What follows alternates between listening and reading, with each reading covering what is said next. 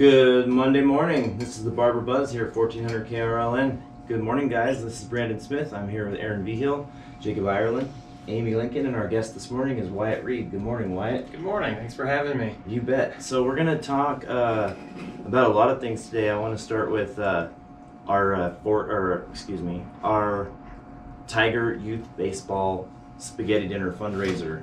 That was yesterday. Quite the success. Kids pre-sold tickets. I got a little nervous when it started snowing that maybe people wouldn't get out and face the elements, but everybody showed up and it was quite the success. We served a ton of spaghetti yesterday. A ton of spaghetti. Yeah, 400 pounds of meat, 120 pounds of pasta, and 35 gallons of sauce. We made 25 gallons, and then poor Greg Dorito ended up giving us 10 gallons because we just couldn't keep up on the demand. People were just coming in the door. I literally felt like I was working on a restaurant line again. Like, it was intense. But huge shout out to everybody that supported us. Huge shout out to the coaches and everybody that helped prepare. And the biggest shout out goes to Greg Dorito for opening his doors. Yeah, that was awesome. And letting us all come in and just take over his restaurant. I mean, poor guy, he had, 100 little kids running in there going, Mr. Greg, I didn't realize that it was actually inside of his place. That's super cool. And at one point we got so full. Last year we only did like the front of the restaurant. At one point this year it got so busy and full that we had to go pull chairs down off the tables in the back room just so people had somewhere to sit. And the food wasn't a problem. Like us guys in the kitchen, we were cranking things out as fast as we could, and there was just nowhere for anybody to sit down. So, and I brought him my big gun yesterday, so I want to thank him because I was like, how can I duplicate myself? So I called Randy Koretich. Oh no! And Uncle Randy showed up, That's awesome. and he helped out all day. Like, poor guy, I was like, Randy, you can go home anytime. He stayed until the end. That's awesome. So. Well, because when Sunday night comes, brother, old Uncle Randy's coming with it. Yeah. I'm gonna pull my bad friend card. I was laid up nursing pretty mean White Claw hangovers. So Too many claws. being around a bunch of screaming kids. Oh boy. Actually, well, It wasn't even that bad. not only was it not that bad, but I was really nervous. My little 8 and under team, I was like, let's do them first and get them That was a good call. out of there. Yeah. And then I went a step further and I split. Each team had a 2-hour shift, and I split my 2 hours into 1 hours segments so that I didn't have 13 8-year-olds in there at one time. But I think the 8-year-olds actually worked harder than any age group. They did. They did such a good job. And They maybe, were- maybe well- that's their coach too. You know what I mean? Well, yeah, and I also coached 14s, and everybody did a good job. I'm not gonna say that everybody didn't, but the 8s, this is their second year doing this, so they were a little more polished. Kind of knew what to expect. Yeah. Timmy, you better not drop that plate. You're not starting Monday. Yeah. I feel like that's like that age group is like an untapped like labor market in this country. They used to do so well for us, right? Yeah, I mean, in China they seem to. It's like it's a community thing. Everyone chips in. Even the young ones. Maybe that's something we should look into.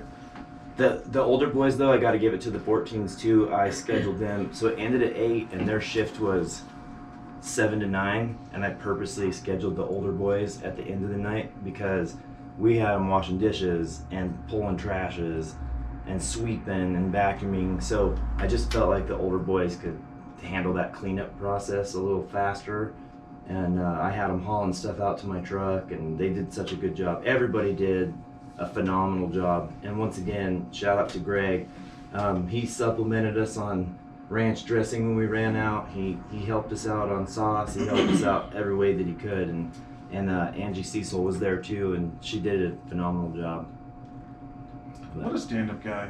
Love Greg. We need to have him back on the show. Oh yeah, Greg's awesome. Yeah, it was fun. What an opportunity though. Like when I was growing up, dude, fundraisers for any kind of raising kind of money for a baseball team was ragu sauce and cold pasta. You just get in line and get your food and get out. Like, you gotta host it at a restaurant, and you guys went through all that work to make all the stuff that you did. So we did. We had our entire baseball club, which is like 70 plus kids, all show up at Lincoln School to roll all the meatballs. Mm-hmm. So we mixed everything in the back, and we threw meat out in the pan and showed the kids the size of the meatballs we wanted, and they all showed up with gloves on and hands washed. Thank God, yeah. No, Use there your was food no handler sneezing. permit. Yeah.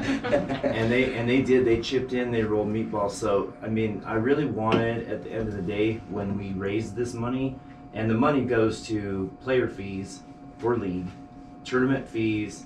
It also goes to insurance for the kids. People don't think about all that. Yeah. I didn't. When you tell me like on how much, like, this is per kid, per tournament, uniforms, pay the league. I didn't know all that cost goes in there. I was just a kid playing ball. Well, and when we were kids playing ball, I mean, tournaments were like $150 a piece. Now, Yeah. some of these tournaments are $950,000. Told me that, I was like, man, I better get a free T-shirt with that, Right. something. It's crazy how much stuff costs. And real quick, before we go to break, I just want to say this: in Canyon City, we build baseball players. Our league fee per kid to come play for this Tiger Club is $350. That is a low amount to pay for travel competitive baseball. When we play these teams in Yeah, I Denver, was gonna say Denver, yeah. it's $5,000 to try At out, least. and if at you least. make it, it's another $2,500. And Couldn't do it. we have maybe 30, 20 kids that show up for each age group for tryouts, and we pick the top 13. In Denver, they have 250 kids show up, and they pick the top 13. So they're picking all-stars. Yeah. They're picking Oh, yeah. the kids that are going to get them a championship. Mhm. We don't have that option. We have to build baseball players here.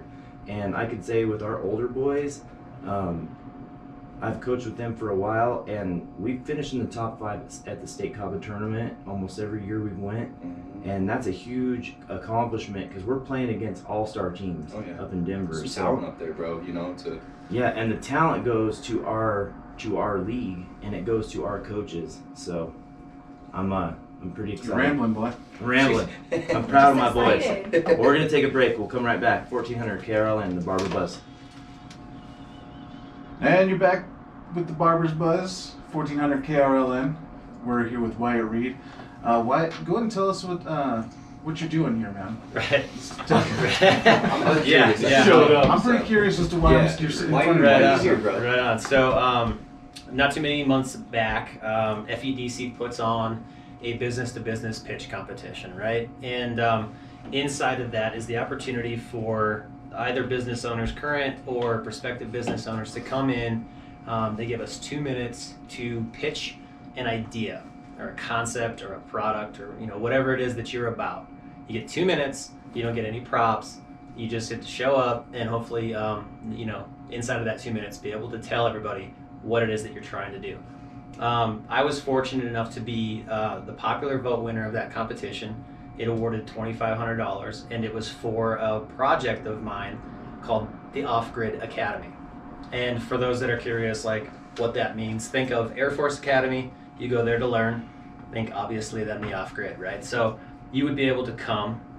I show you, because of all this interest for one, in off-grid living, off-grid lifestyles, those kind of things. I show you how this works. I show you how to help set up your solar system. I show you how to figure out your septic or your water keeping systems, your water supply systems, and your house itself.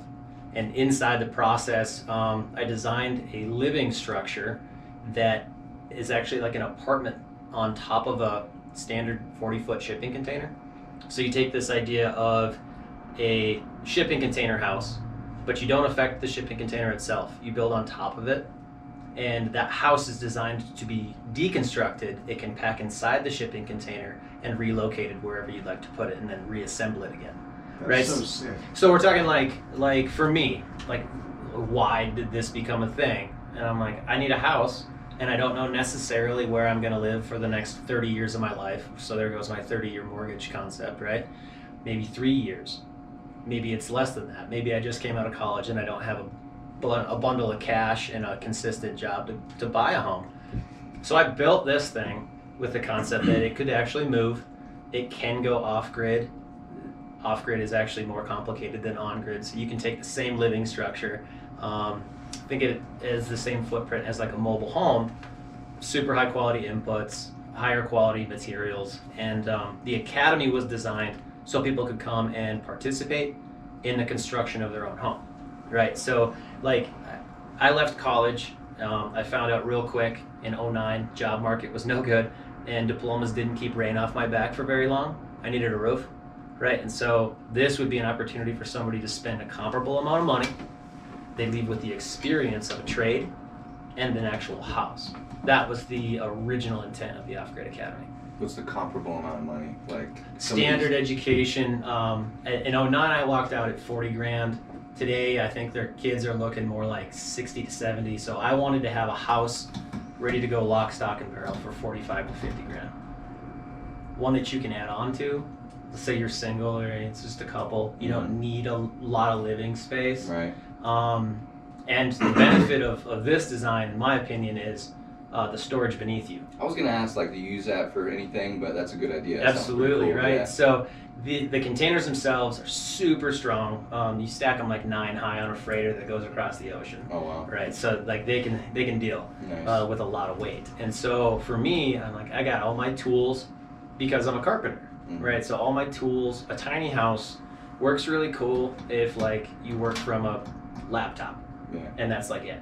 Dude, some of these tiny houses are costing almost as much as a house. They do, and I'd gone to a place and I was like, this thing is a $90,000 home, and it's an RV that's got some extra insulation in it. Right. That's what I feel like I'm looking at. Yeah. And if you're living in a tiny house, you're driving a Prius, you're not moving it. Yeah. So like, who cares if it's on wheels? It's not going anywhere. Mm-mm. So I go, I'm gonna buy a container anyway, and it rolls up and it's a semi, and I'm like, I can load this thing with ball bearings if I want to, and that semi can transport it just about anywhere. Nice. So I'm like, well, I'll just put a house inside of it, and like that makes my life a lot easier because whenever I get to where I'm going, if I drove a Prius, which I don't, but you know what I mean. Like, Yeah. like maybe that's not the right way of saying that Fit exactly. in the But shipping container. You know. dude, everything goes in the box. I take a week, and all of a sudden I'm in Tulsa, and I set it back up, or I'm in Seattle or wherever that's gonna kind of my job can take me. Okay. And it's a lower barrier to entry. It's a way to sort of avoid some of the rental, if you will, the rental. A lot of people say like you're paying for somebody else's mortgage with that, and to a certain extent, they're kind of right. Like you get nothing other than a place to stay temporarily. Yeah. And this was like, for me, stop renting, start owning something. Yes, it's small, it's still high quality, has all the efficiencies that you need to in a standard house. Yeah. Has all your R values, everything's ready to go. And for young people, I might be rare and I say this, but like you're supposed to be at work a better part of the time. You're there to like sleep, shower, Essentials. read a book, and kind of chill, and then get back to work in the morning because you if you're me anyway, you took out a bushel of cash to go to college, and now you got to pay it back somehow. Yeah. And so it fit the need for me. I believe it fits the need for numerous other people. And the off-grid thing, yeah, that's not for everybody. But if it's off-grid, it's difficult. Like you can trim back on some stuff and bring it on-grid, Yeah. and actually plug it in. You get all your power back. You get all your water back. You get everything's back on board. And like I said, you're going to contract the moving of your tiny house anyway because your vehicle can't pull that much weight. Mm-hmm. So just do a semi instead and have a little more room. Aaron, you want to hook up a semi, bro? Dude, it's like living in a transformer. Man. Yeah, All down. that's awesome. and that's Nerd alert. that's the one thing about it. People go, you have a starter home, right? So we're gonna live here for 5 years. Yeah, we're taking a 15 to 30 year mortgage or whatever. We're gonna live here 5 years. You meet somebody, you get pregnant, you do X, Y, and Z. Your house needs to grow, right? In this style of construction, you simply add on to it, right? Like you can take out one of the panels, you create a hallway and another living unit, and just like that, not just like that, but instead of months for remodeling, you're talking about a week, and you have another room added on, ready to go. I know a guy. He used to live in a tiny home. Moved into a normal house, trying to start a family. He rents it out as an Airbnb. I think Yeah. it's I mean, because it is a tiny home, you're like, oh, dude, let's go live in, sleep in a tiny home for a week. Experience. So I think, it could even be a part of, like a supplement your income in a way. Eventually, it can grow into that. And initially, for me, I'm like, dude, I'll just set up one of these things or a couple of these off grid. People are interested in off grid, right? So they're going to pay for that to come and experience it. But then we're going to have an opportunity to go, are you interested in living in something like this? It's instead of having to like take the pill and go crazy and just buy the thing for $60,000 to $100,000, why don't you rent it for a little bit? Why don't you test out the waters? Why don't you live in it for a week, 2 weeks, or a month, and see if this is something that you can really like get on board with? And a lot of people are gonna be like, this is too small. It's not gonna work. But they might also realize in a larger home, they're heating, cooling, and cleaning a lot more stuff than they need to. Like your winter jacket doesn't need to live in a climate controlled area during summer. Put it in a tote, put it in the container. That's what it's there for. You don't need climate controlled stuff all the time. And I think that's where we waste a lot. We waste a lot of resources on energy when we're never even in the house, heating and cooling it. And that's before we have all these extra things to fill it with. And then you got to clean it all. I think people are looking for the younger generations. They're looking for something different. They're having less kids. They're wanting to do more than just go to college, go to work, die. They're looking for like an alternative lifestyle. And I think with like tiny homes kind of lit the match. And I mean that's who knows what it could grow into. I got 10 years with my kids left in the house. Once they're gone, dude, I'm out. I'm not living in a house. I'm not doing any of that. I'm gonna just live. You get off grid, minimal. Dude, he's selling me right now. Do you have built like they are out there? So that was the thing, right? Like I built one. Right. Right after they awarded the money. I bought up like some camera equipment and stuff so I could kind of shoot how this is created, and started the Facebook page, Off Grid Academy, if anybody's wondering. Same for Instagram or the website, theoffgridacademy.com, just like it sounds. The first one is built. It's up. Everything is like inside of it. I personally love it. And the thing that I need to help people understand, the map is not the place, right? The drawing of something that looks this small will never do it justice until you step foot inside of it. Absolutely. And go, this has way more room than I thought this had in it. This is because I left the ceiling heights high, and all the storage is, in my opinion, done very correctly to make sure that you have the essentials in here. You're not going to be doing cartwheels. No. I think everybody. yeah, I think everybody probably understands that. But also, if you see your utility bills like dramatically shrunk, you see your cost of ownership dramatically shrunk. We're talking about earlier, right, with the baseball kids, and we're talking about the costs of living, right, and the cost of have children in sports. And I'm like, this is community. This is building homes, not players, right? Like you kind of talked about, Brandon, and saving some money so you can actually have a life. You can now afford that mountain bike that you want. Now you can afford to take that trip. If your friend's getting married, I got one getting married this summer, and we got to go for a bachelor party.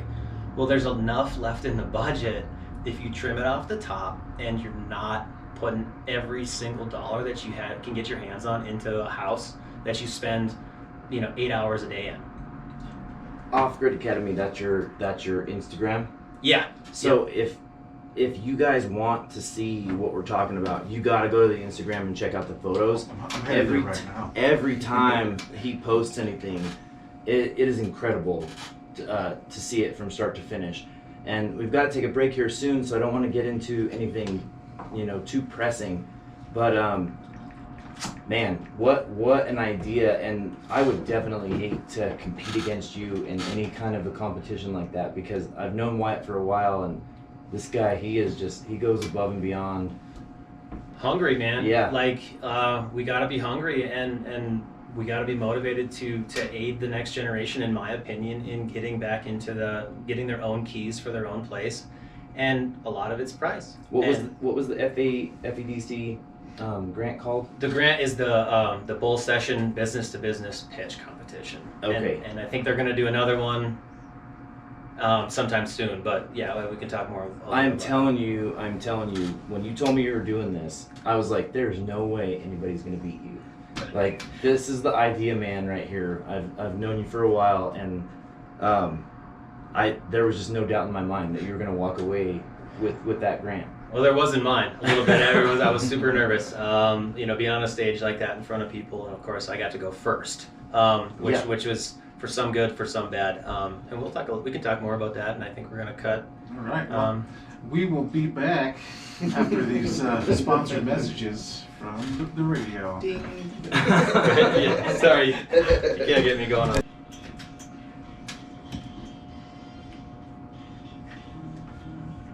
Hey, welcome back to the Barber Buzz on 1400 KRLN. We're here with Wyatt.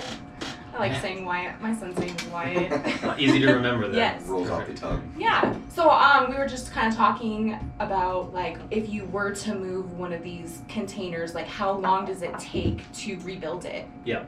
And so about a week, right, is the easy answer, because the way that it's constructed, it can be kind of, I don't want to say expanded on. It's not like it's an accordion wall. Mm-hmm. They're panels that are pre-built. For the one that I put together, it's 24 foot long, about a week. And that means like everything hooked back up, ready to go. So it's a good opportunity, I think, like take your vacation and Rebuild your house. and then have somebody rebuild your house for you. Think of it like an IKEA cabinet that has the high enough quality inputs to actually come apart and go back together. There's so many pieces in an IKEA cabinet, I could barely put it together. But they give you those funny pictures of the guy with no fingers, and I want to provide video so you can actually like watch a real human do We it. need videos more than All the we need screws are in videos. there, right? Like, Yeah. Everything is in it, and that's the fun part. Like, a lot of people go like, so the whole thing comes apart and packs inside the container, and I'm like, yeah, because it comes apart, and the panels themselves are like all the same size. They pack together so tightly, you have room for other stuff in there too. It's Swiss Army house, man. yeah. And we talked a little bit. The question came up like, what does it look like? If you go to the Facebook page, if you go to the Instagram page, you'll see what it looks like. What I didn't use was drywall. I'm not a big fan of drywall. I use plywood for everything. I don't even use particle board for it. And maybe we're kind of getting into the meat and potatoes of the construction of it. And I just want everybody that's listening, or you guys, to know, when you have something smaller, you can spend a little bit more money on high quality inputs because you're buying less of it, right? So steel roof didn't cost a fraction of what it would for a standard home. The wall sheathing itself, if going to price difference from OSB to actual 1/2-inch plywood, when you're only buying X amount of sheets, the price difference is negligible, but the difference in quality is unbelievable. And so with no drywall, you can hang pictures, you can hang stuff on the walls just about anywhere you want to because you have strength there, nearly everywhere. So you can find studs for some of your bigger stuff, but a lot of the smaller things, you don't need to. Just seen the stairs, bro. I Those are love cool. that. Oh, cool. Yeah. So, and another thing that we talked about was the way that the staircase works. One person can install it. It comes apart.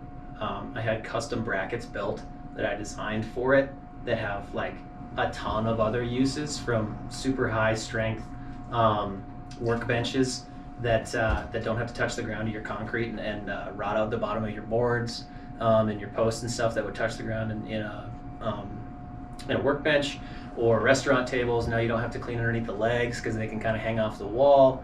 And that same bracket is what I use for the staircase and the staircase landing, and I have that all engineered and stamped, and so all that stuff's legit.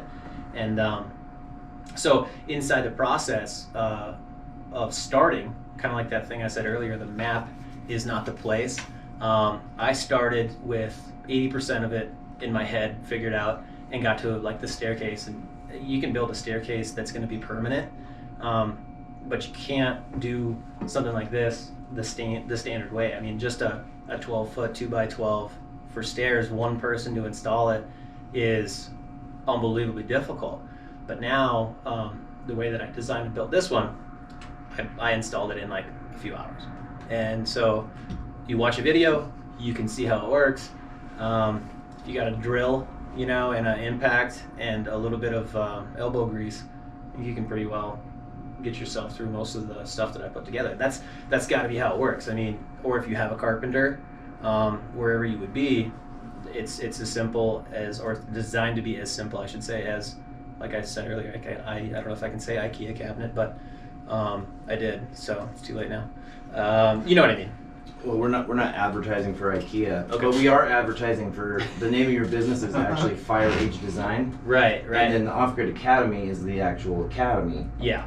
So, on top of being this idea man and winning grants and all this other stuff, you are a carpenter. Full-time carpenter, yeah. And that's kind of where I cut my teeth, was doing primarily remodel carpentry, construction work. And what I constantly noticed, and I think every carpenter can empathize with, is there's no header in here. If we're going to add on, they watch HGTV and they go, oh, we're just going to knock a wall out. Every one of us knows that that's not how that works. Right.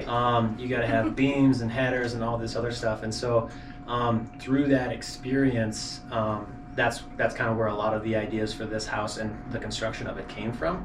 So, but yeah, Fire Age Design, and a lot of people have a question mark when they say that. I'm like, it's the opposite of an ice age. We are thinking with fire instead of ice. That's great.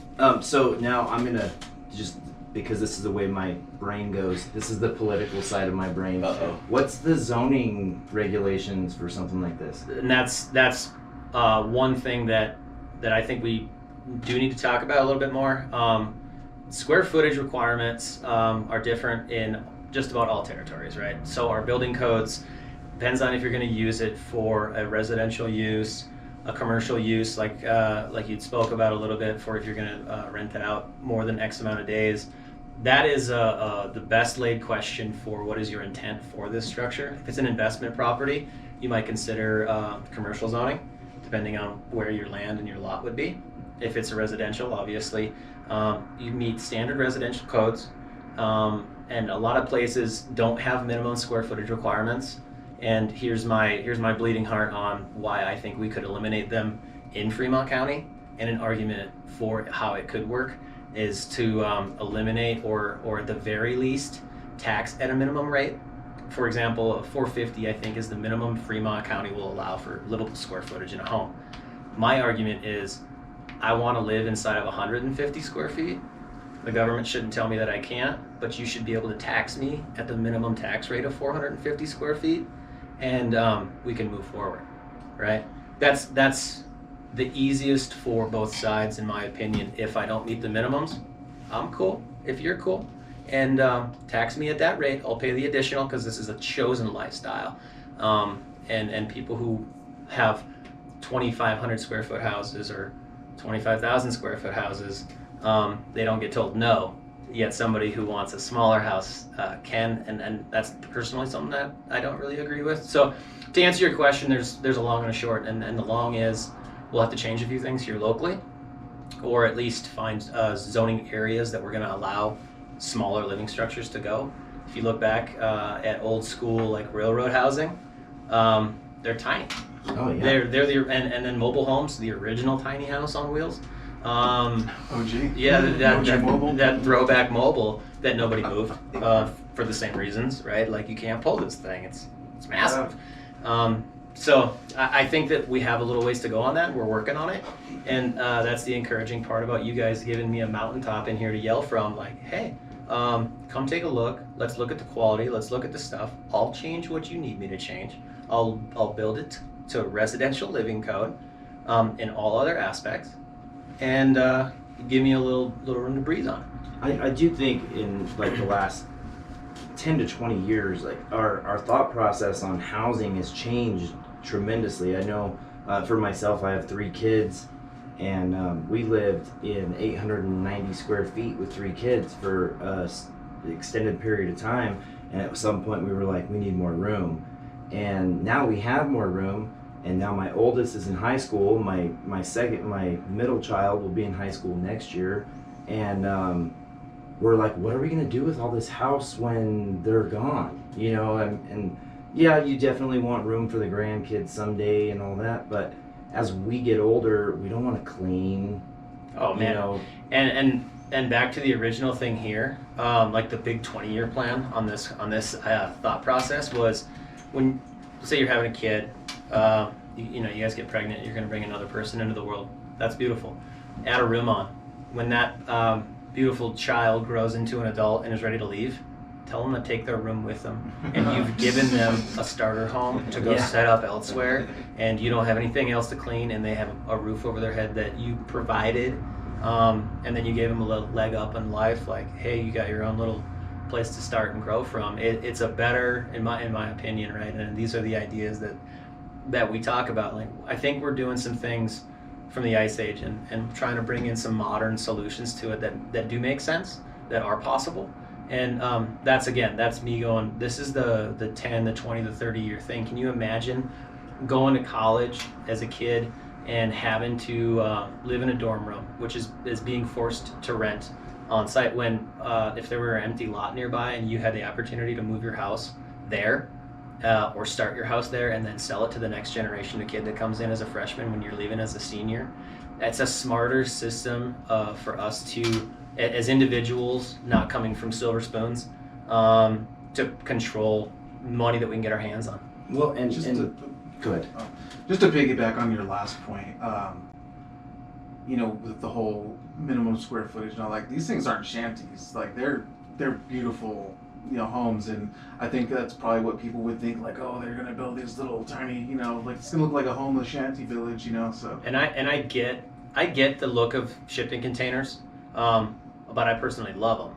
And from a structure and a carpentry standpoint, I'm like, this thing is the toughest structure, the most affordable box that you can ever roll on site in one day and have set up. You can't build a garage that quickly for storage. It's just not a possibility. a coat of paint, Yeah. just totally changes the look of that thing. Goes a long way, Exactly. and I'm with you on that. And you know, so some folks think shantytown, which I disagree with, obviously.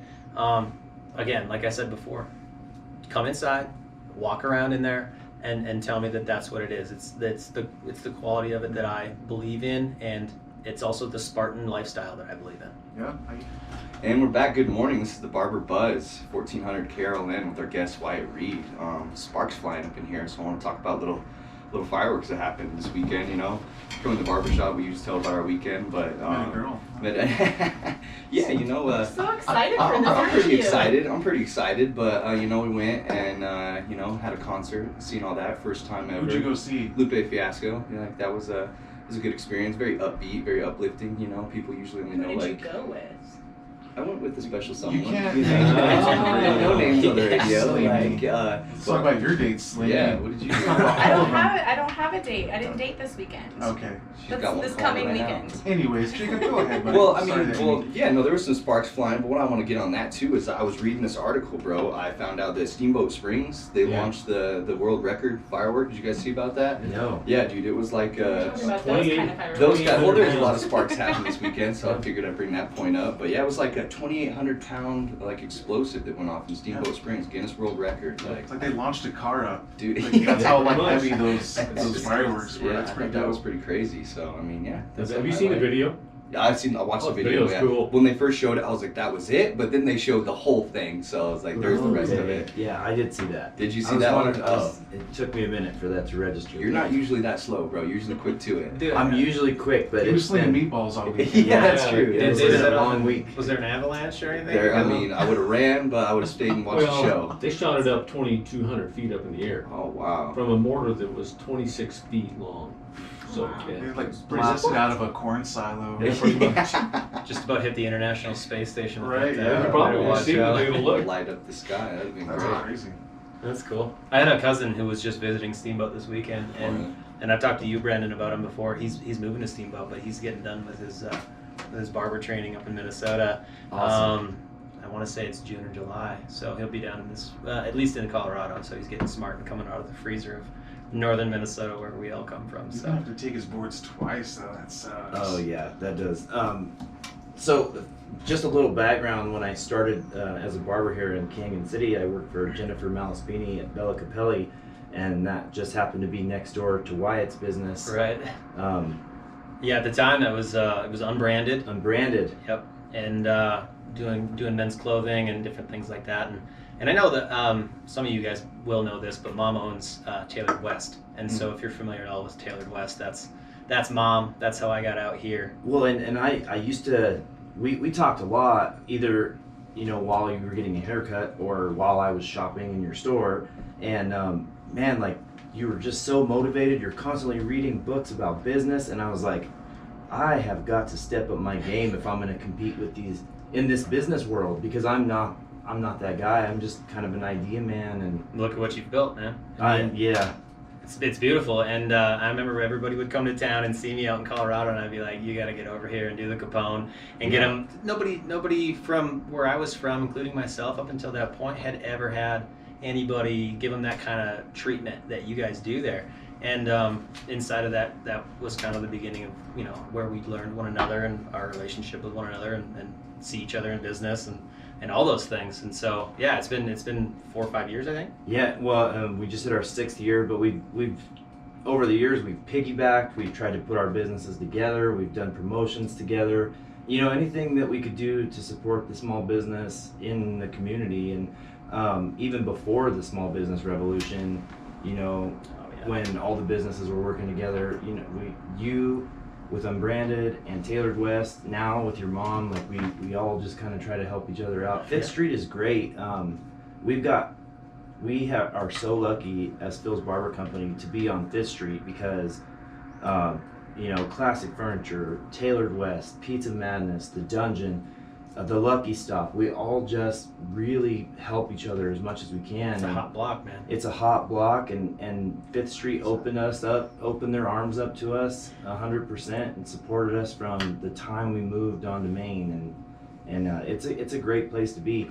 Speaking of that, I was just talking to, we're getting listeners, and we want to see how you guys want to support this show, and he's like, let's make some decals.